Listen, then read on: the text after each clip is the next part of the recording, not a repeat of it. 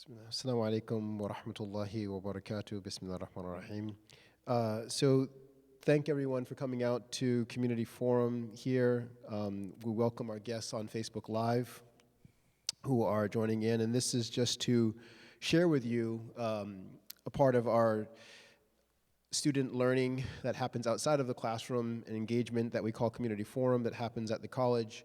And we wanted to allow you to be present at what we are calling Presidential Election 2016. What is your issue? With our guest speaker here, Mutnis Tome, who is no stranger to the college here. Mutnis, just giving a brief bio, is a patent attorney working in the intellectual property department at Qualcomm, a wireless technology company. He has also taught Islamic legal philosophy as well as U.S. constitutional law at Zaytuna College. He received his BA and JD from UC Berkeley. What this also doesn't mention here is that Mutnis has also received training traditionally for the time that he spent studying in Mauritania, Africa, and locally as well too. He calls himself an early student of Sheikh Hamza back in the days, as people would refer them to. So, alhamdulillah, we welcome Ustaz Mutnis, and we hope that we'll be seeing more of him. What we wanted to do, as the election is quickly approaching, was to engage in a conversation around, as we're saying, what is your issue, right? Your issue as an individual, or is also a play on words with regard to candidates as well too. What we'd like to do is we'd like to start off with two short videos. We'll take it from there. There's just a few points that I would like to speak with regard to Ustaz Mutnis on that, and then we'll open up, as you see the microphone is there, and we ask and encourage an open discussion from our students. So inshallah ta'ala, we'll roll the video. Muslims have come up more in this election cycle than ever before. Donald J. Trump is calling for a total and complete shutdown of Muslims entering the United States. At the same time, hate crimes against the community are at their highest levels since 9/11. But here's something you're not hearing. The Muslim vote is actually pretty powerful. In fact, it could swing the election.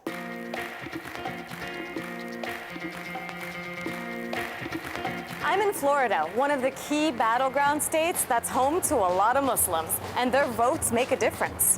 When Bernie Sanders won the Michigan Democratic primary earlier this year, it was in large part thanks to Muslim voters who embraced his progressive ideals. But while 2/3 of the community today leans Democrat, it wasn't always like this.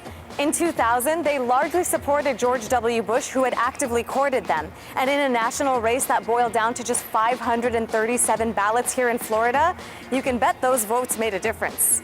At the time, Muslim voters identified with GOP family values and felt the party was stronger on civil liberties. That quickly changed after 9/11, when Bush waged 2 foreign wars and ramped up surveillance of the community. And since then, Republicans have done little to win over Muslims, and Donald Trump certainly hasn't helped. The Muslim community definitely feels a sense of urgency around Donald Trump's presidential election bid. They're definitely not voting for him. They're not planning on voting for him. And if anything, they feel a sense of urgency to organize, to reach out, to register the community to vote. Layla Abdulaziz is a community organizer who works to register Muslim voters in Tampa. They feel that their civil rights are directly under attack. So I think, Muslims really understand that a lot is at stake for them and for the future of their lives and their children in this country. How does the community feel about Hillary Clinton?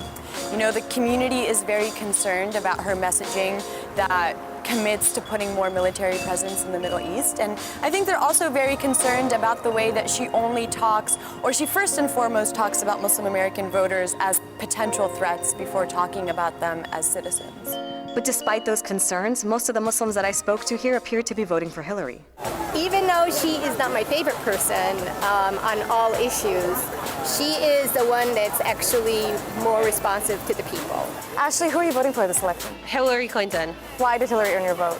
Because she realizes that Muslims are people and we're not terrorists. I'm looking forward to vote for Hillary Clinton. So what issues are most important to Muslim voters? Well, a 2016 study by the Institute of Social Policy and Understanding found that after jobs and the economy, it's bigotry and civil rights. And that's consistent with what I heard from voters here. I think equality in the U.S. right now. Justice equality, being inclusive. What's going to happen with jobs as far as like minimum wage goes? Islamophobia is number one, of course, being Muslim. That is pretty much the top issue that we have here. This holds especially true in Tampa, which has seen its share of recent hate crimes. A fire burned down much of this mosque back in August in what authorities ruled to be an arson. And it wasn't an isolated incident. Arsonists have destroyed several other mosques and Islamic centers in the area. And many Muslims here have even reported being physically or verbally assaulted. There's a lot at stake this election, especially for Muslim Americans. We know their votes will have an impact, but will whoever gets elected actually serve the interests of the community?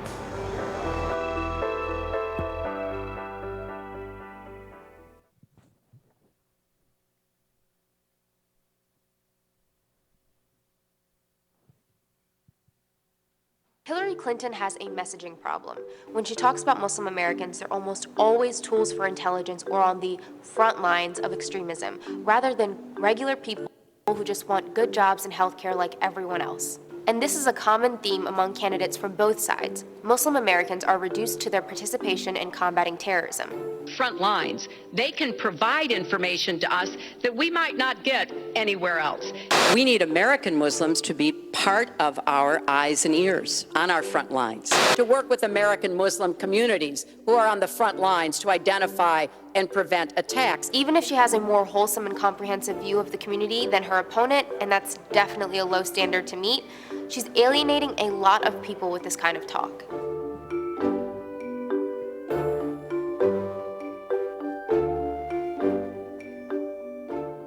Her husband does this too. If you're a Muslim and you love America and freedom and you hate terror, stay here and help us win and make the future together. In campaigns, minority groups often get boiled down to certain issues and policies instead of being seen as integral, valuable parts of American society. But before being on the forefront of combating terrorism, Muslim Americans were at the forefront of building America. They were at the forefront of science, civil rights, sports, health, and even politics, and they still are. This isn't to say that Muslim Americans are not an important part of countering extremism, because they are, as are all Americans. Since 9/11, there have been more deadly attacks carried out by right-wing extremists than any other group. But you don't hear the candidates calling on right-wing Americans to be on the front lines of combating terrorism. Now, there have been times where Hillary Clinton has indicated she knows actual Muslims do not associate with terrorism. Muslims are peaceful and tolerant people and have nothing whatsoever to do with terrorism. But with the election coming to a head, we're still hearing that association between Muslims and terrorism in the political dialogue. So this is a reminder that we're not terrorists and we're not just tools for surveillance. We're a part of American society. For Newsy, I'm Noor Tagori. Okay, so I'm going to take a cue off of that last statement that she made, which was, we are part of this American society. And one of the things that I think about, Stas, I'm going to ask you this question right here, and just some of the thoughts that we had in kind of formulating some of these questions here. How do Muslims, Americans, understand and process the polarizing aspects of this election? And one, does it matter, is there a difference if one is Muslim or not? And again, it's kind of taking it out of this idea of Muslim and American, or just American. Yeah, I mean, I have to say that I probably am a little bit of a lone wolf somewhat in the Muslim community on how I view some of the stuff. Personally, of course I don't disagree with anything factually or philosophically or, that was stated in either of these videos. I think they're good videos. The first one I think is actually spot on in a lot of ways, because it's a lot less, it's just kind of stating some facts. I think the Muslim vote is powerful. It can swing elections. Bernie Sanders won Michigan because of the Muslim vote, and that was actually a surprise to the mainstream media, because imagining Muslims voting for a Jewish candidate, whoa, how'd that happen? So obviously the stereotypes of our community don't, Muslims were very comfortable and willing to vote for a Jewish candidate, Bernie Sanders. And Muslims also swung Florida. So I think the first one. The second one, I agree. Obviously, we need to be humanized. We need to be seen as a part of the society. But I think in many ways, some of the blame for that is on us. to be quite frank. We don't see ourselves as a part of American society, at least pockets of our community. And so why are you mad at other people for not thinking you're a part of American society if you have a complex relationship with whether you think you are a part of American society or not? You know, I mean, I've given khutbahs at masjids and, you know, said things that really angered a lot of people when I insinuate things like we're part of American society, you know, we're here, we should be active in the political process, and people get upset. So I get the uncle hate mail or hate speeches post khutbah. So, you know, I think we have a complex relationship with that. And so I think it's hard for us to expect others to not in the Muslim community to wonder whether we're a part of American society. I mean, frankly, and I'm guilty of this myself, the vast majority of my non-working life is amongst Muslims. And I want that to be the case. Like, I'm happy, I want to associate with Muslims. But how often do I, me personally, I mean, I'm talking about my own self, you know, reach out and be involved in non-Muslim, just general, broader American society activities? Frankly, not a whole lot. You know, how many times have I had someone who's not Muslim over to my house for tea? Until very recently, not much at all. My wife has kind of gone, you know, my wife and I have met a couple, non-Muslim couple, and we've kind of gotten to know them a little bit, and so I kind of realized that this was, wait a second, this was embarrassingly, I'd have to say, the first time I had for tea and breakfast and, you know, French toast on Sunday morning, the first time I think I had Muslims over, non-Muslims over at my house. So, you know, I think, you know, from my perspective, one concern I have about some of the things that the concerns in the community, again, not to at all disagree with factually. There is an Islamophobia. There is a industry out there that uses that. The Republicans manipulate that to get, you know, the type of people who they think will vote for them out to the polls. I mean, that's all documented, it's factual, it's real. But at the same time, you know, I mean, I think also we have to balance negative news with positive news. And, you know, and then us as a Muslim community, we are sub-communities. So we're not just one monolithic community. If you're African American, you're dealing with bigotry of, like, as an African American and potentially as a Muslim as well. If you're not African American and you're Muslim, you don't have much to complain about. I mean, you know, I've never suffered a negative employment situation as a part of me being Muslim. I'm not denying that those cases exist out there, but, you know, those people who felt that have often gotten their justice in the courts. So for the immigrant Muslim community, America's kind of working for us, you know? So frankly, you know, when I see Muslims kind of focusing on bigotry and not recognizing that actually African Americans, whether Muslim or non-Muslim, have it worse than the immigrant Muslim community, and certainly the white Muslim community, you know, faces maybe some anti-Muslim bigotry, but wouldn't have the racial aspect. So, you know, it's a lot more nuanced and a lot more complicated than I think the typical way people look at it. Right. That leads me to a next question here. You've taught, obviously, constitutional law in the past here, Islamic legal philosophy, but from a point of constitutional law, should Muslim Americans be concerned with Trump's position on deportation? If so, you know, why? frankly, yeah, If not, actually, why not? no, I'm not voting for Trump, and it goes back maybe to your first question. I'm not voting for Trump not because I'm Muslim. I'm just, as an American, I think he's a disaster for our country. His stance on Muslims actually doesn't really bother me that much. The main thing that bothers me about it is that it just adds to the Islamophobic hype that does increase hate crimes against Muslims. And so as a part of a symphony of, oh, Muslims, and oh my God, Muslims are a problem, as a part of a symphony, yeah, I have a problem with his rhetoric. Mm-hmm. But to my knowledge, he never advocated deportation of Muslims. He just advocated stopping the flow of Muslim immigration. And I'm not super offended by that as a Muslim necessarily. We can discuss whether it's good or bad policy to let Muslims, to have like that kind of a thing. As a matter of constitutional law, he's going to have trouble making a constitutional test that's like that. But certainly Congress can passes laws that gives quotas to different countries, and I don't think that's unconstitutional. And if a Congress decides to play with those numbers and reduce the number of people they want coming in from Muslim countries, as long as me as a Muslim in America, my personal civil liberties as a religious, person, as a Muslim, continue to be protected the way they are, as it is now, that's just a public policy debate, as far as I'm concerned. And again, it's a difficult question to answer, because as a part of the chorus of, oh my God, there's these Muslims in America, these Muslims are changing America, or Muslims are a threat to America. As a part of that larger chorus, yes, it's problematic. I think it causes hostility amongst certain elements in the society against our community. But as a targeted thing, like, do we want more Muslims to come into the country or not?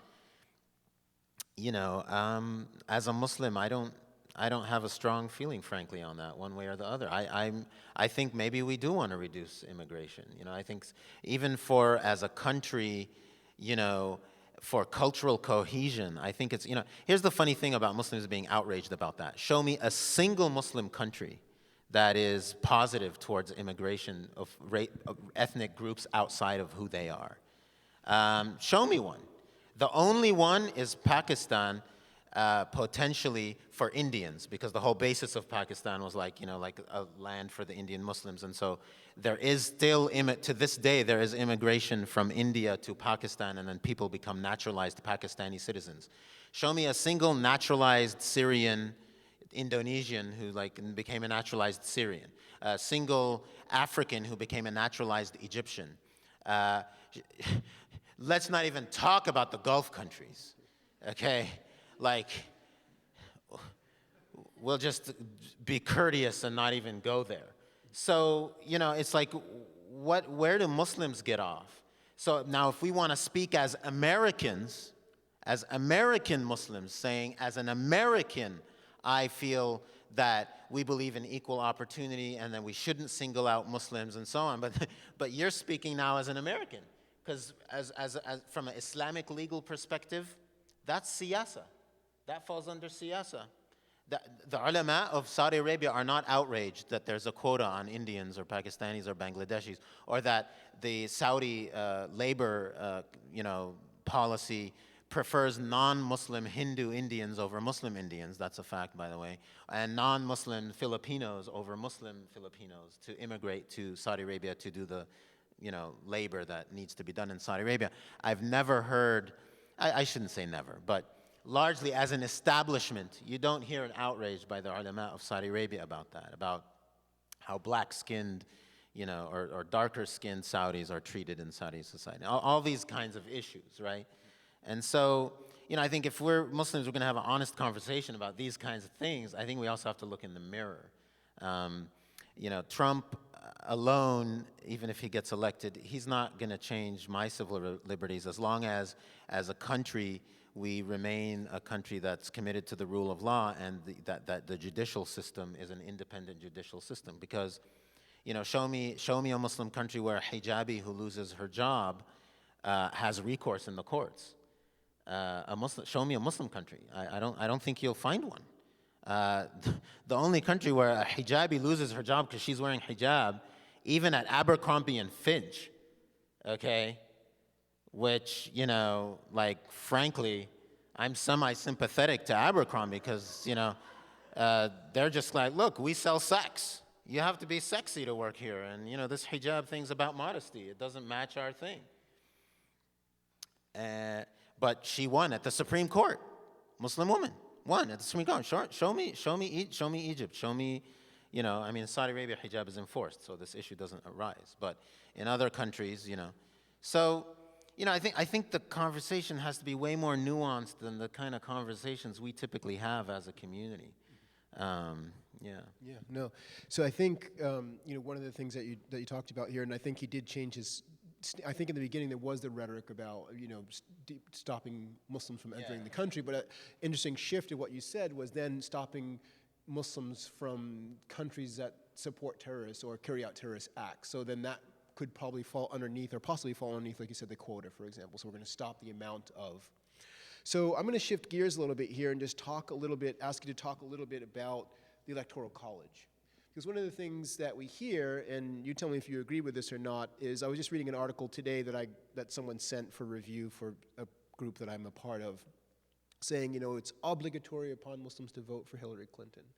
Because not voting for, not voting at all is a vote for Trump, and voting for Jill Stein is a vote for Trump.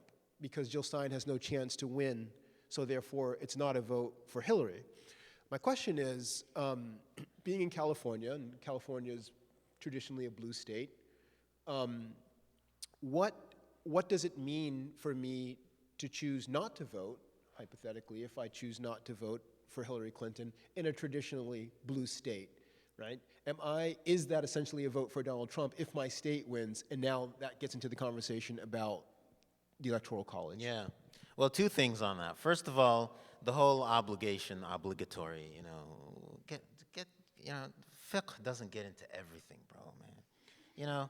It's obligatory to put onions on your Big Mac. I mean, come on, bro. Like, dude, there's two ways to slice this.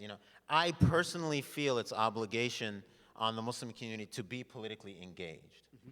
But when I say obligation, I mean, in kind of an ethical sense. I don't mean in the, when the email gets sent out, I'm sure they meant in the wajib, under the 5 categories of Sharia, al-athimu, athimun tarikuhu, type of thing, that the person who doesn't do it is committing a sin. We get Islam into everything, and then we don't get Islam into some things that it should be in. We just have a big problem with that. I personally think it's an obligation, even from an Islamic perspective, but not in that fiqhi wajib sense. I think like we as human beings, as Muslims, we should be engaged. We should be, that's how the Prophet lived his life, sallallahu alaihi wasallam. He was engaged in his community. There's hadiths he talked about that that if in Islam, there was a hilf al-fudul, he said that even in Islam, if the hilf al-fudul happened, and that's a seerah lesson, you can ask your seerah teachers if you don't know what I'm referencing, but just so that we don't get too off topic, to answer the direct question, and because time is limited, the Prophet sallallahu alaihi wasallam was engaged in his society, before Islam, after Islam, and so I see it as an obligation in that sense. But I respect and understand people have different perspectives. I mean, someone might just be like, my vote doesn't count. I prefer to be engaged in another way. That's fine. I respect. I disagree, but decent people can disagree. Like, that's how I look at it. So I just wanted to comment on that because of this hyper obligation focus of our community, that everything's an obligation, especially if that's what my group or what I think or whatever. But back to the red state, blue state thing. No, I think you should be an intelligent voter. And I think you should be someone who is guided by your conscience. And I think you should be, and your conscience, I think as a Muslim, Islam should be a big part of your conscience. And so I don't think that Islamic issues should be the litmus test for your voting. Marijuana is haram. Does that mean you should vote for legalizing or unlegalizing? I actually don't have a strong opinion on that, because to me that's a public policy question. And it doesn't change its haramness whether it's legal or not. That's really the resources of the state in prosecution and all these kinds of things. And if it's predominantly black people who are getting prosecuted for marijuana, I'm not saying I'm going to vote for legalization. I don't know yet, but I think a reasonable person could say, it's morally better to, because this is just disproportionate. We know that blacks and whites use marijuana equally. Let's say there's research to show that. I haven't researched this question, so I don't know. But And it's probably a reasonable thing to say that blacks and whites use marijuana equally, but that would have to be shown scientifically through surveys and so on. But assuming that's the case, and blacks are disproportionately being arrested for marijuana, I think even as a Muslim, it's a reasonable position to say as a public policy question that we should legalize, not halalize. Halal and haram stays the same, but as a public policy question. And I think Muslims have difficulty reconciling this kind of stuff sometimes. So I think, we should be smart voters.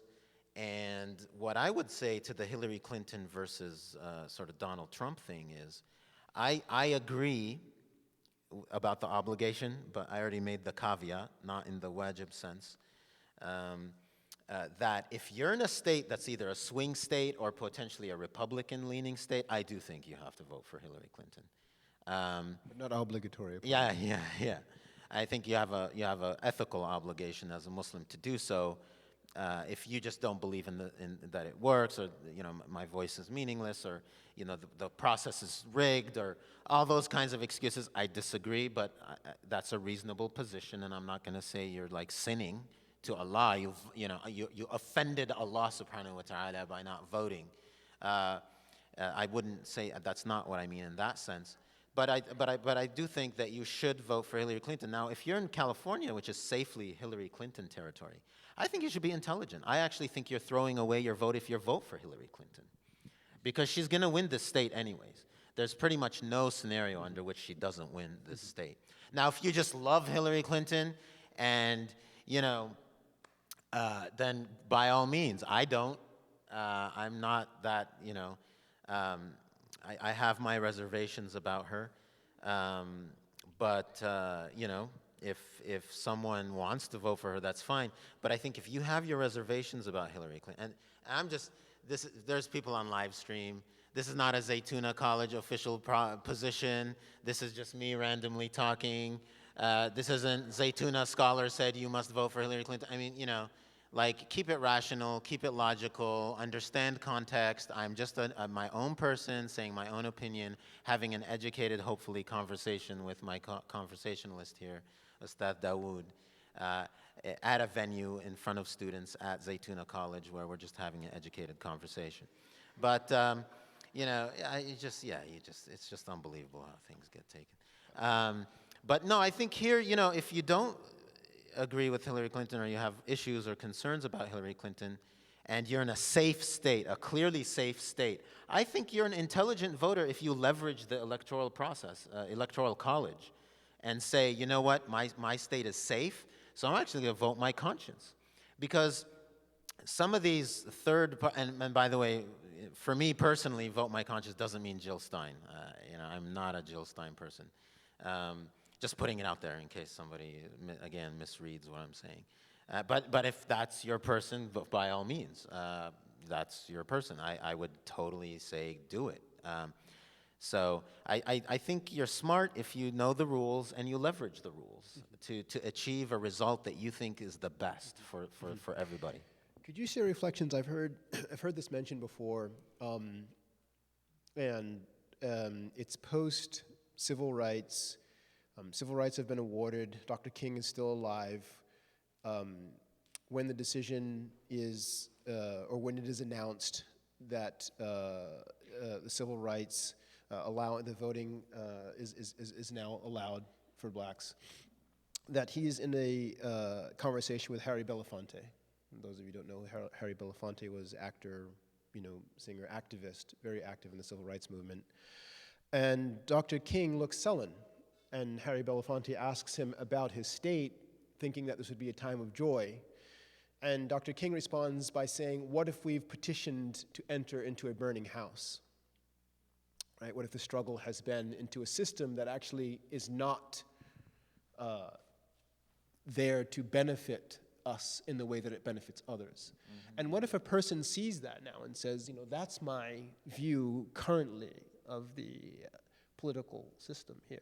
I've seen it kind of the demise to where it is right now, and my vote of confidence is not to engage in a system that I see as something. I know it gets into kind of personal conviction at that point. But just, I've heard others say that to not vote, that so many people have sacrificed lives, the women's suffrage movement, lives that were lost there, obviously the civil rights movement in the United States. I just wondering if you could potentially share some reflections on that. I mean, again, that's exactly why I don't follow this obligation thing, right? People have good reasons to think different things. My personal view is people died for my right to vote. I'm not Anglo, and I mean that no hostility to anyone who's Anglo. And I explicitly want to say that because I think that often when trying to ask for their rights, Muslims, come off, we're not here to make anybody feel uncomfortable. And I think if we've made someone feel uncomfortable, unless they're purely evil, unless they are an evil person, then we've presented ourselves wrongly, right? I mean, that's how I look at it. I believe there are evil people in the world. So we will make some people feel uncomfortable just because they're bad, and we call to good things and to virtue and to values that everybody should agree with. And some people won't. But, so I don't mean this in a racialized, Anglos had the rights for a long time. No, I don't mean that. But, I'm not Anglo, so if it wasn't for black people struggling, I wouldn't have the right. Or I'm not sure, actually. I don't know. Like if Jim Crow continued, I knew an Egyptian who grew up in South Carolina, and he always didn't know what side of the divide he was.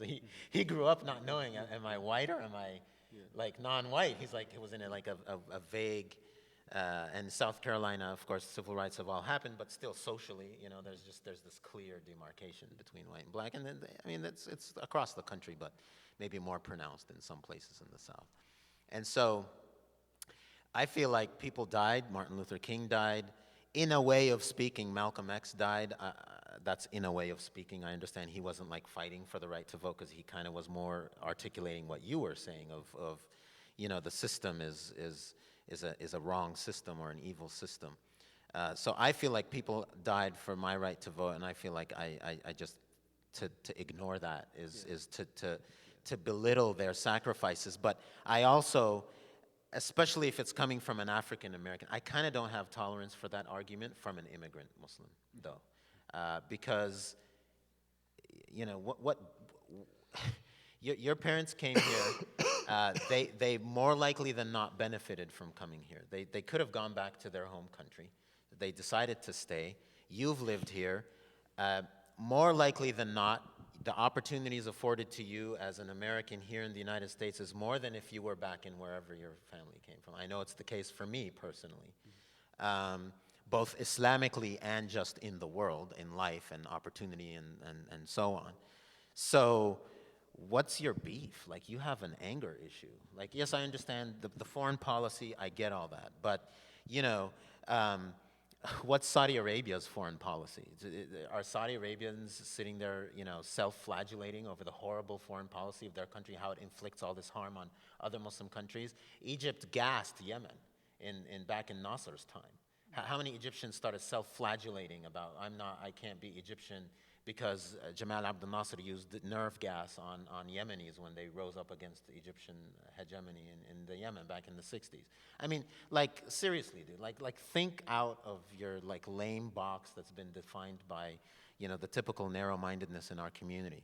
So if an African American says that, I actually can respect that, because I think the African American experience in this country has had so much cruelty in it, and the system is still profoundly institutionally racist against African Americans. But I kind of am not sympathetic to that argument from an immigrant. I just explain to me what horrible thing, you personally, I get the Muslim, I get that, and it bothers me, and I think our foreign policy is based on inherent institutional racisms. We don't, just because we're mad at somebody in France, we don't send a drone to bomb them in France. Yes, I got it. So there definitely is a racism is part of that decision-making process. But Saudi Arabia is bombing Yemen right now. I mean, where's the outrage about that? I don't really see much outrage about that. Yes, with complicit American support, whatever, but so brown people kill brown people, it's okay, but white people kill brown people, that's an outrage. Right. I don't know. I'm not so sure I believe in that way of looking at the world. Right. So last question, we'll open up to students here. This idea of voting nationally and neglecting kind of local elections and local engagement, right? And you touched on it a little bit here, but we have this fervor. It's kind of like, everyone all of a sudden becomes a faqih when it's time to sight the moon for Ramadan or not sight it. Everyone has a legal opinion, right? And never goes out to see the moon or can talk about it for another 11 months at that time. And now it's 4-year cycle, and we all kind of put on our I vote pin, but yet we neglect, as you said, engagement at a local level. And in perhaps where that may have the most impact, as you said, on my day-to-day life, for example. So can you speak a little bit about that, about kind of local engagement versus the 4-year election, and how you see Muslims being able to kind of find a happy medium between the two of those?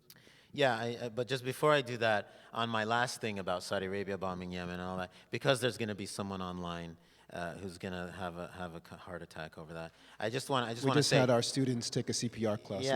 Help them. I just want to say that, okay, of course, there's a world structure, and the United States is the superpower, and you can't divorce American foreign policy from the fact that these brown people are killing each other. Got all that. That's fine. But I think you have a tough row to hoe from an Islamic perspective, because at the end of the day, people are responsible for their own actions, despite the difficult circumstances they may find. Saudi pilots who are flying those planes, if those are legitimate targets, then that's a legitimate target. I'm not going to criticize that. But if they bomb a wedding or whatever else gets bombed, or a hospital, or and they know it's a hospital, but their superior told them, and their superior, and eventually it ends up at the CIA. Okay, fine. America has a role to play in that. I'm not trying to whitewash America's role in a lot of the negative things that happen in the United States, in the world today. But, that Saudi pilot, he pressed a button, okay? And, or an American pilot, or, a guy in Las Vegas who's doing drone wars, playing video games and bombing, weddings in Yemen or whatever it is. I mean, and these things are very complicated, and so I recognize that, I appreciate that, but I think also you have to understand, you have to decide whether you're speaking from an Islamic moral perspective or not, and if you are, definitely those conversations need to be had, but at the end of the day, Allah holds people accountable. Right. And unless it's ikrah, which we covered in my Islamic legal philosophy class, unless you're coerced, and coercion to kill another person, pretty much Islamic law is that even if you're going to be killed, you should not kill another person. So for killing people, there is no coercion. You can't be coerced into killing somebody from a moral point of view, from the Sharia point. There could be some difference of opinion on that, but there's a strong opinion on saying that you just have to let them kill you. If you know you're killing an innocent person. So, anyways, to your question about local versus national, I think both are important. I definitely think Muslims need to be engaged in the national process, but to the extent that someone doesn't have time for both, of course you got to go local, right? So it's about priorities. I mean, in the Islamic legal philosophy, we talked about setting priorities. That was Dr. Omar Farooq Abdullah's Living Islam with Purpose paper, setting priorities. And he had this thing about Islamic law, about how Islamic law is structured around priorities. And it's true. We have wajib, we have sunnah, we have these things. I think ethical obligations, you should look at them the same way. If you have an ethical obligation to be an involved member of the society, of the community politic that you're a part of here in the United States, if you had to prioritize those, of course, local is more important than national. Now, I think the reason national gets a lot of attention is the commitment is just once every 4 years. So it's not asking a lot of anybody to do more than anything, really, to be involved at some level in the national political scene by at least voting once every 4 years or 2 years. Of course, Congress, is a 2-year cycle. And so, but to the extent that there's a prioritization between the two, no, local, of course, has to be more important, because local is where the skeptics are wrong. You can have an impact. I mean, people can vote. People win city council by one vote. People win stuff like that. Right. People win, Bassem El-Karra, again, not saying he's endorsed by Zaytuna. He's not the official Zaytuna person. I'm just speaking as an educated conversation here. but you know, a Muslim activist who, someone I know personally, a good person, who I have a lot of faith in them. You know, in Sacramento, he ran for for school board, and lost 2 years ago, and really worked hard this time, knocking doors and so on, and he won.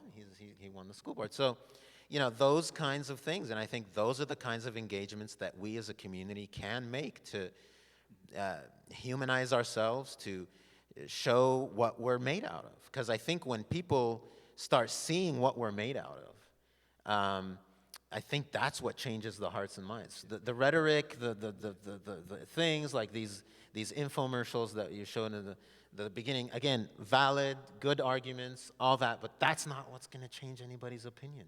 You know, so, you know, I heard recently from a friend of mine about a situation where they heard from a non-Muslim neighbor of theirs that they didn't know very well, but then just recently got to know them a lot more.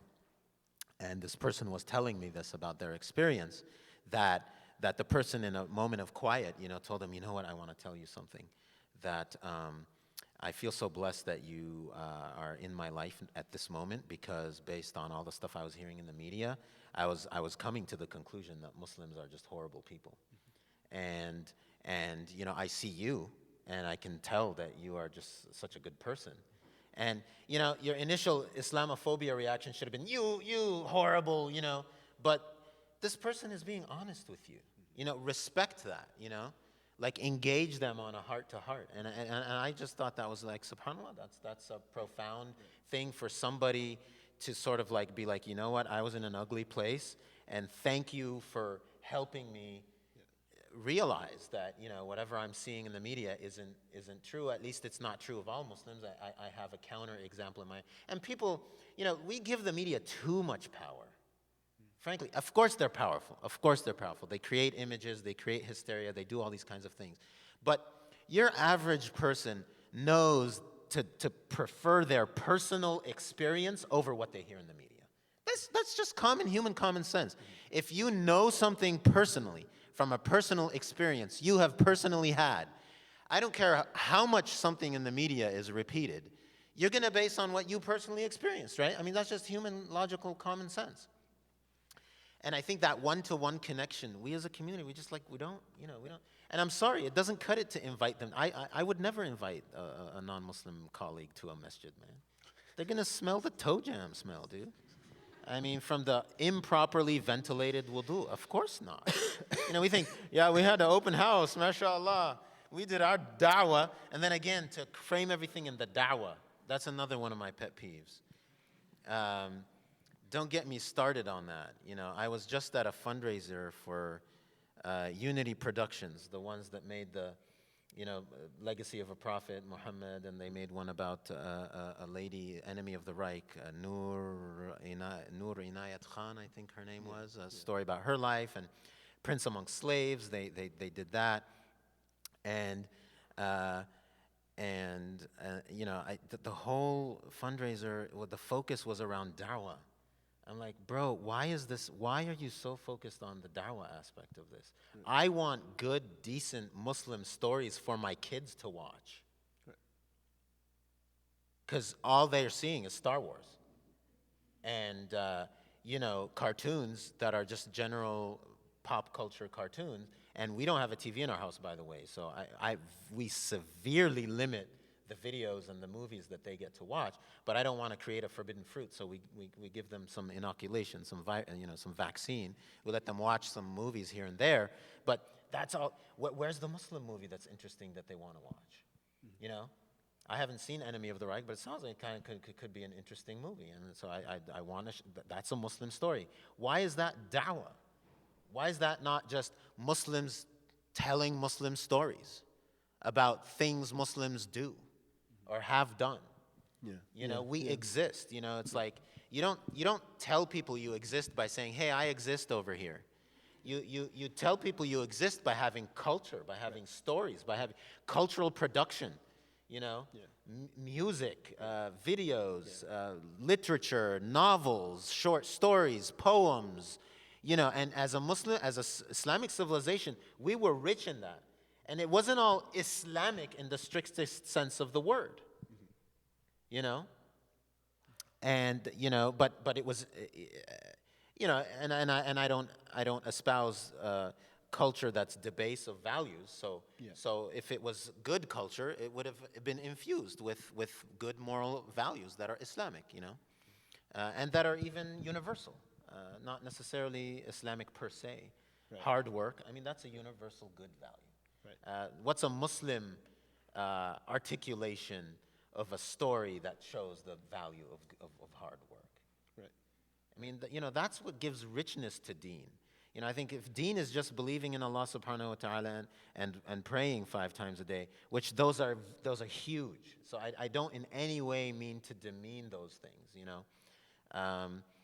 But, you know, there's a richness when there's stories, when there's nursery rhymes, when there's... I don't have nursery rhymes. What do I sing to my daughter when I'm trying to put her to sleep? I don't have one. That's not some cheesy, you know, sort of... half of the ones I know are cheesy Islamized versions of already well-known nursery rhymes that are like English nursery rhymes. That's cheese. That's saying, yeah, I don't exist, let me be a leech, let me just stick myself on something else that's moving, and I'll move along with it as the worm that's sucking the blood of something else on the leg of the horse as the horse moves. No, you have your own horse, you know? You're your own horse, you make your own thing, you know? So that's like, you know, so I don't even know what question I'm answering. I'm sorry. Local, local. So it's all about engagement, you know.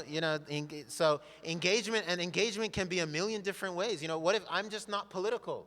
Right. Dude, be engaged. Right. You know, someone doing spoken word, and I think we as a community we're over spoken worded. So like we've got that branch covered. Not to degrade from that. It's a wonderful medium. I don't want to debase those artists that work in that. But, you know, there's video, I mean, there's just all of them. Go, do, you know. And, you know, so do things, yeah. So, alhamdulillah, you understand now why I invited Ustaz Mutnis for this conversation. I want to open the floor now. The microphone is open for students that have questions. Perhaps people are taking notes. Please feel free just to come to the mic and queue up if you have questions.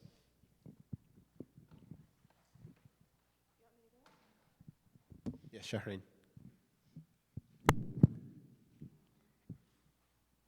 Assalamu alaikum. Thank you for that presentation.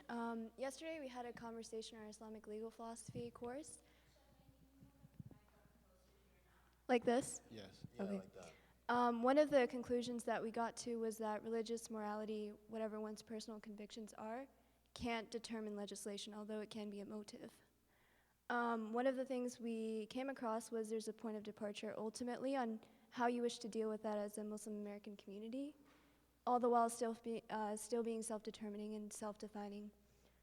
So the first approach that we thought was you can favor legislation that would ultimately be utilized by Muslim American communities, such as promoting the legalization of gay marriage and therefore acknowledging a marriage that is in the Sharia. Better? Okay. Or second, you could... I'm sorry, could you repeat what that first case scenario or approach was? Right, so you would be promoting legislation that would be contrary to your religious convictions, such as the legalization of gay marriage. Okay. Although it may be of... What would you do that would promote that? I'm trying to understand. Support legislation that legalizes gay marriage. Okay. And recognizes the rights of both partners. Mm-hmm. This is more of Dr. Jonathan Brown's argument. And the other contrary, which we believed was that of Dr. Sherman Jackson's, was sticking firm to one's personal convictions, that being one's religious morality, and opposing legislation because we have a right to oppose it. Which one would you see as more beneficial for the Muslim American community in its quest to be self-determining and self-defining at the same time? Yeah, I mean, you know, I'm a case-by-case kind of guy. You know, so I I think it's difficult in these types of policy kinds of questions to make, hard rules that go across the board. Something like legalizing marijuana, I would want to know the potential social impact, positive and negative of that.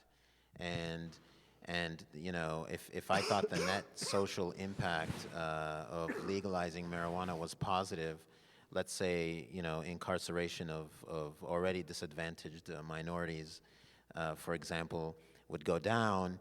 But if it's also clear that the use of marijuana would radically increase in, let's say, schools, and that could have negative impact in schools or something, so I don't think people who want to say legalize make it sound like it's all upside. So I'm not I'm not smoking their weed, pun intended. On all the upside of it, I want to hear, you want to hear the honest conversation on the ups and downs of it. So I'm kind of more open to that one. On issues like gay marriage, I think it's more problematic. You start entering more problematic. I think, and the reason is because, and I'll tell you why I sound like a flip-flopper when it comes to gay marriage all of a sudden. It's not because I'm homophobic. I don't consider myself homophobic. I really have no, like in the Arab culture, I'm Arab. So in Arab culture, there is a unique disdain outside of its Islamic nature of the act, of homosexual act, because of basically misogynistic and sexist notions, okay? Because it basically boils down to penetrator and penetrated. Let's just keep it real, okay? If you let yourself be penetrated, you're a woman, you're disgusting, you're useless, you're worthless. That's what it really boils down to. That's what a lot of this, animus towards gay people really boils down to. You let yourself be a woman. And there's nothing more, and so, to me, that's profoundly un-Islamic way of looking at things. But that's how most cultures, I know your grandma never explained it to you that way, but that's ultimately what is defining the cultural, whether it's Pakistani, whether it's Arab, whether it's whatever it is. But as a Muslim, I feel that is, homosexual acts are immoral. As a Muslim, I'm compelled by my interpretation of my religious tradition to believe that. And so, and frankly, I really don't think I have a cultural predisposition to come to that conclusion. That's my conclusion based on my understanding of the sacred texts. And so, on that one, I kind of feel like it's a different scenario, because really, what the legalization of gay marriage is about as a struggle in the United States is really about acceptance of a certain kind of behavior. That's fundamentally what it's about. I think it's quite clear to me that those advocating for that hold a position of total moral neutrality towards human acts, as long as the two people are consenting and it doesn't affect anyone else. And so because the philosophical basis of legalization of gay marriage is philosophically based in the moral neutrality of acts, okay, as long as they don't harm other people. You could make the same argument about marijuana, okay? And that's true. Most people who say legalize marijuana, it's not affecting anybody else, but it does affect other people in the case of marijuana. I mean, they're someone who's under the influence of that will be, they act in a sphere. Gay marriage is actually a better example of something that doesn't really affect anybody else technically. Right. Because someone can have their sex life and that's their private business. And frankly, I don't really care. I don't. Does the Sharia care about it as well? Frankly, I think the Sharia doesn't care about it. I think that's what, Sherman Jackson has we have this conversation in my constitutional law class. Lawrence v. Texas. So the people who took my con law class, they graduated because that's the last thing. But Lawrence v. Texas is a U.S. Supreme Court case that basically said that private consensual homosexual acts it's constitutionally protected behavior. You're in your own business. So basically what happened in Lawrence v. Texas is there was two people committing a homosexual act. Their neighbor said there's some ruckus going on in the next door house. The sheriff barged into the house and found in a bedroom of the apartment, found these two people engaged in the homosexual act, and so they were charged under sodomy law in Texas. And so the question before the Supreme Court was someone doing something in the privacy of their own home that no one would have ever discovered had not the, it's just, and it's possible that the neighbors knew that that was going on because maybe they hate gay people or whatever it is, and so, you know, they wanted the sheriffs to barge in on them or something. You know, does the Sharia care about somebody in the privacy of their own home, in their house, in the bedroom, doing something? I actually don't. For that person, it's a sin, but I'm not sure the Sharia cares about that. And I have Islamic precedent to set for that. And so Lawrence v. Texas said, someone doing something in the privacy of their own home, you can't legislate morality in that thing. It's not rape. If it was rape, then we'd say you're affecting someone else. It's not consensual. If it's public sodomy, that would be something different also, because we want children not to view this, or I don't want to be subjected to viewing this, or whatever it is. But and Sherman Jackson has an interesting thing. He says, you know, and I'm with Sherman Jackson on this one, and I'm with him on you know, most other things. You know, he's like, Lawrence v. Texas, from a Sharia perspective, is a valid decision, because it's, if you read the decision, it's about the private acts of people. Now, what they did with Lawrence v. Texas in the gay marriage case is they took this notion of privacy. So when you use the word privacy, what kind of privacy are you talking about? Hidden from view privacy? That's what I interpret Lawrence v. Texas as having been about. And to me, that's Sharia neutral. But privacy, the gay marriage privacy is privacy of, I have the right to decide things about my life without government intrusion, even if it's out in the open. You understand what I'm saying? So now we start discussing, no privacy, no privacy. Look, the reason you guys are not talking is because you're using the word privacy in two different ways, okay? I think public behavior can be legislated, and I think that's valid in any system. I mean, there's limits to that. I think you can go ridiculous and just be impractical about it, but, you know, so is the public, is society required to give the same rights to gay marriage as single-sex marriage? You know, I don't see it the way the equality people see it, that's so inherently there. So to answer your question, I'm a case-by-case kind of guy. And so I think in some cases I would fall on my Islamic morality would educate my preference for legislation more, and on other ones, you know, I would be more inclined to listen to the public issues, you know, kind of public debate. I mean, you know, on how does it affect the public whether gay marriage is recognized or not? I actually don't think it does. You know, the arguments was that constantly not being recognized, they're subhuman and second-class citizens and all these kinds of things. And there's probably some validity to that argument. I can't totally discount that argument. But I mean, I think compared to Muslims, compared to African Americans, we were talking about earlier, you know, I think that the gay community I think it'd be hard for them to act like they've suffered the same level that some other people. I don't deny, you know, the harassing, people have committed suicide, all of that, all of which is cruel and wrong, morally wrong.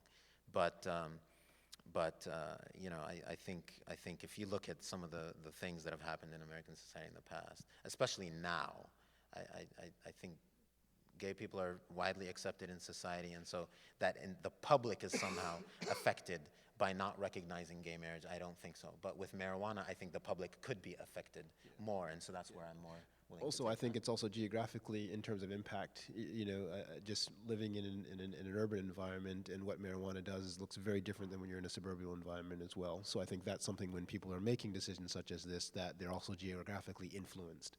Living in an intercity and seeing the impact of marijuana and seeing it as a gateway drug to the other drugs that it leads to, and I've actually witnessed this firsthand, looks very different than when you're a CEO who is now looking to move his money into something else that will yield incredible amounts of money. Yeah. This was an article that was on 60 Minutes about a marketing, head of marketing, I believe it was at CEO or maybe it was Google or something, about the amount of money that he would be making now from having these pods in Seattle.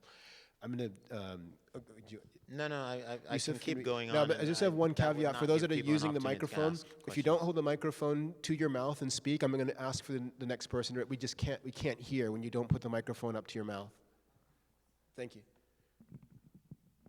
Yeah, make it quick so I can try and make it quick because we have to do Asura and there's more people. I'd like to get to everyone's questions. Yeah, my question was basically on a clarification on Hilf al-Fudul.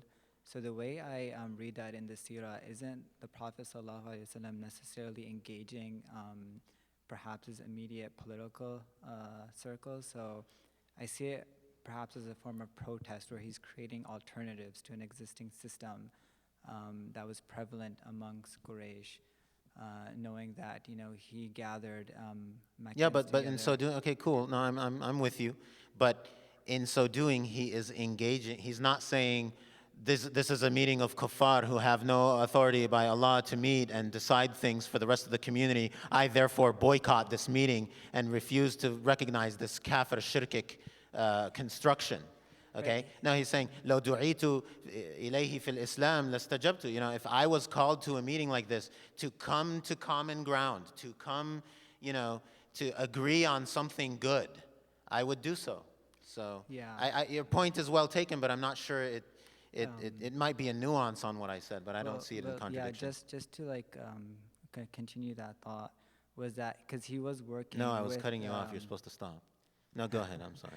Because the Prophet ﷺ was engaging even in Mecca with non-Muslims. Yeah. But I guess my question is that as Muslims here in the States, should we be focusing on engaging a political system that perhaps is seen as ineffective, whilst where you see in Medina, the Prophet ﷺ, when he has majority status, he takes on more of a political role there. And so I guess to just ask my question more directly is that should we be focusing on creating alternatives, or should we currently, or should we be should that be a later focus? Yeah, I mean, so that's fine. I think there is in the Muslim community that approach, like the create alternatives approach, and Muslims have been trying that for 100 years. The successes of those are in Mosul right now, Syria, Egypt, Pakistan, and the results are pretty grim. So, you know, from my perspective, this notion of like we have to create an alternative paradigm, you just haven't been paying attention for the past 100 years. People have been trying to say that for 100 years, and it's been failure upon failure. I mean, the only semi-success is Iran. You know, like, I'm just being frank, you know, keeping it real, like a discussion without worrying about the political correctness or lack thereof of these kinds of statements. And so, you know, Iran has seen a moderate amount of success in their, you know, we don't care, we're going to do our own thing approach. But the vast majority of Muslims have seen astounding failure in such mentalities. So as a citizen of the United States, I'm more than happy to engage in my country's, you know, process, especially given, you know, and here's the thing, why is what I'm saying grounded in something that's Islamic? That's actually a valid question to ask. I kind of take the Sherman Jackson position on this, which is, and I'm probably morphing his argument, so he didn't make this exact argument, but you know, basically because the First Amendment protects my right to practice my religion, right? That means that as a political process, as a political community, as a political reality, the United States of America, you know, respects my right to be a Muslim, to practice as a Muslim, to have my deen intact, okay? And so given that that's the situation I'm dealing with when I'm dealing with the United States of America as a political reality and me as a citizen of that political reality, that makes it, to me, a Sharia net positive situation. I'm not coerced. Nobody forces me to break in Ramadan. Nobody forces me not to pray. I can give a khutbah freely here. I can't do that if I was a khatib. And show me the country in the Muslim country where I can do that. So, you know, just keep it real about, like, we've got to create an alternative. Okay, you know, I mean, you know, read some history. And educate yourself, be practical, look at reality as it actually exists, and I think you'll come to the conclusion that I've come to. Yusuf Seal. Oh, you got no one? Yeah, they do, but they're going in order. Oh, was it? Yeah. Oh, okay. So I had a question about your thoughts on the Muslim Matters article that was published a few months ago. It The was what article? A Muslim Matters article. It was called something like "Why Trump May Be Surprisingly Good for Muslims." Basically, the argument is that there's this rule called the IMP rule, that Islam means peace, and all politicians usually follow that. But Trump is the first one to break that rule. So in the past, they would say radical Islamic terrorism or extremist Muslims, but they would never say all Muslims are terrorists or anything of the sort. Trump's kind of broken that, and because of that, he's gotten a lot of backlash. And the argument is that if Trump wins, what will happen is that, first of all, you'll have the Democrats and a lot of other people who will be championing Muslims for the next 4 years or however long he's in power, and it'll also cause Muslims to unite. But in the case that Hillary wins or the Democrats win, that they'll forget about the Muslims immediately. So it might actually be in the good interest of Muslims. And then he also addresses hate crimes. He talks about how hate crimes have, like, for example, it won't really apply in the same way because under Obama, racism has increased and race relations have broken down more. So that's not something we should really be concerned about either. So I was just curious. What your thoughts are on that. I don't take a stance on either of those. I just exhibit A of why things are complicated and why, I think the arguments can be had on both sides. Semi-reasonable arguments can be had on both sides. I like the argument. That's again why I'm not that offended by Trump's hateful speech. In the broader context of growing Islamophobia overall and hate crimes, I'm concerned. But in the single thing itself, I'm not that concerned because it's caused a lot of people to rally to Muslim side. It's actually shown a beautiful side of America where people are showing how inclusive and going against that hateful rhetoric. So I like the argument. Ultimately, though, I don't like, at the end of the day, I think I would say no. And this is why. I think one of the maqasid of the Sharia is to reduce tension in society. And so if we gain political points by raising up the tension so that then we can fight more and then we win a better battle, that's good Muslim Brotherhood stuff, that's good Muslim activist stuff, that's good Muslim, rah-rah stuff, but I think there's a tension there with basic Islamic values. So I think an outcome that reduces tension in society is a net more positive from a maqasid al-Sharia perspective, from the goals of what Islam is all about perspective. So that's why I wouldn't be. I definitely can see the 1 point for the Muslims way of looking at it, that Trump would be good. But I try to look at what's. I just want to make it clear: the article wasn't advocating voting for Trump. He was just saying vote third party, vote conscious. I get you. I get you. Yeah, I get you. If it happens anyways, don't cry too much, is what the article's trying to say, and that's fine. Yeah. Silver lining in every cloud. Yeah, exactly, and that's why I said, I'm not really that concerned about him, frankly. I mean, I think he'll be a disaster. I'm more concerned about him as a concerned American than as a Muslim.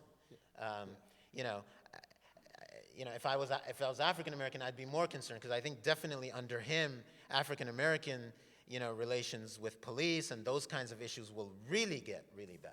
But as a Muslim, I mean, how many people have been, how many Muslims have been killed? Am I afraid of my boy going out in the street and a police officer killing him? No, I'm not. I mean, frankly, I'm not. I mean, I don't think Muslims, we get scrutinized, our mosques are being surveilled, all that. I'm with it. I'm with you. It's racist, it's wrong, and this whatever. But how many Muslims have been killed, okay? The only one I know of is an African-American Muslim. I'm forgetting his name, but from Boston. Abdullah, Ibrahim's brother. So was he killed because he was, Muslim or because he was black? I mean, I think that's an open question. So it's not going to get that bad for Muslims as a broader. I mean, for African American Muslims, by virtue of being African American, I think it could get worse for them under Trump. So, yeah. Assalamu alaikum. So mine isn't so much a question as just brief comments, just to leave that out there for food for thought. And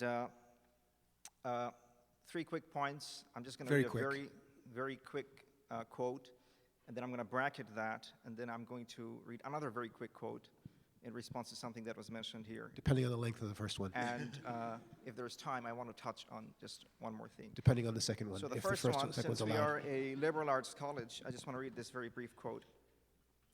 If the word democracy is defined as the government of the people by themselves, it expresses an absolute impossibility and cannot even have a mere de facto existence in our time or any other. One must guard against being misled by words. It is contradictory to say that the same persons can be at the same time rulers and ruled, because, to use Aristotelian terminology, the same being cannot be an act and in potency at the same time and in the same relationship. The relationship of ruler and ruled necessitates the presence of two terms. There can be no ruled if there are not also rulers, though these be illegitimate and have no other title to power than their own pretensions. But the great ability of those who are in control in the modern world lies in making the people believe that they are governing themselves. And the people are the more inclined to believe this as they are flattered by it. And as any case, they're incapable of sufficient reflection to see its impossibility.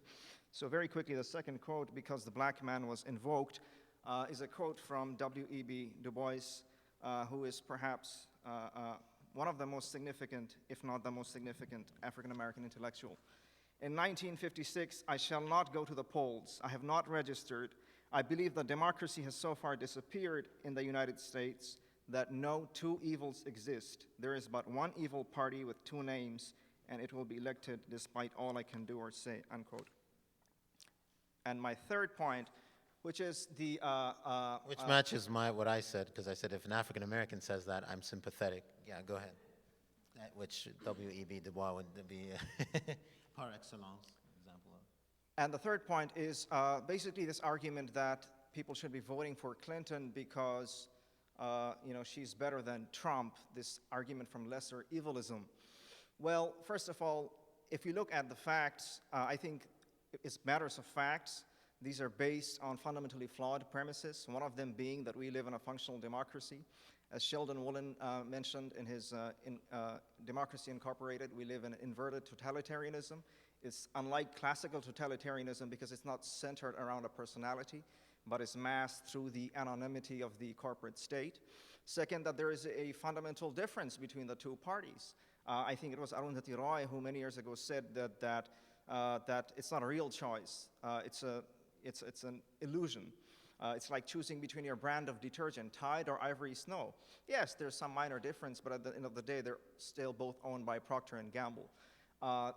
This illusion of personality politics, that one person really has any capacity to make any fundamental change, and that no matter which individual or party comes into power, they won't fall in line with a pre-existing power structure. So these are just some fundamental flawed premises that exist, I think, in making that argument. Also, we don't ask lesser evil for who? For Palestinians, for Yemenis, for who? So I just wanted to throw those things out there. I'm not going to engage them for one reason. It's just that's a whole lecture, and it's valid issues, good issues. But I mean, you could talk forever just on those. And I hope there was enough nuance in my conversation and the things I said that there's two sides to every argument, and I hear that, and that's fine, and that's valid. I think right now I have to play like the kind of unhappy uncle role right now. In all due respect, there's 25 minutes left until Maghrib. So I would say that we'd make our Salat al-Asr right now, and those questions, perhaps if you would mind staying around, we could actually just address them downstairs, perhaps post prayer, if that's okay with people. But I'm going to ask right now, inshallah, that we, in respect of our Salat, inshallah, that we move down to there. So alhamdulillah, please help me, thank you with Ustaz witness.